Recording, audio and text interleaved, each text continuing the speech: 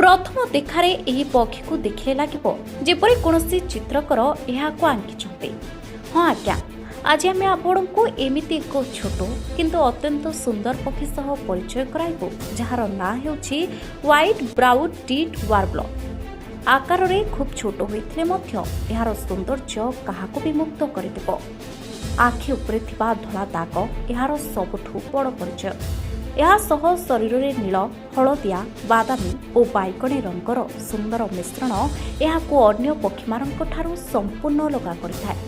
एही पक्षी साधारणतः हिमालय पर्वतमाला एवं मध्य एशियार उच्च पहाड़िया अंचल में देखा मिले। आकार में छोट होइथिले मध्य यह बहुत चंचल। गछर डाल और बुदा भितरे घूरी घूरी बुली खाद्य खोजी थाए।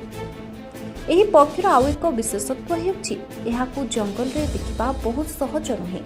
यह दूर पहाड़िया अंचल रे रहुथिबारु अनेक लोक एहाकु केवल फोटो किंबा वीडियो रे ही देखंती, किंतु जे माने एहाकु प्रकृत मध्य रे देखिबार सुजोग पाते सेमानक पई सेही अनुभूति सबुबेले स्मरणीय होई रहि जाय।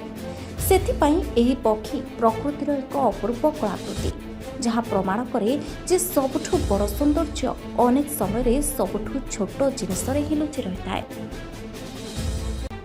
Bureau report NNS ODIA।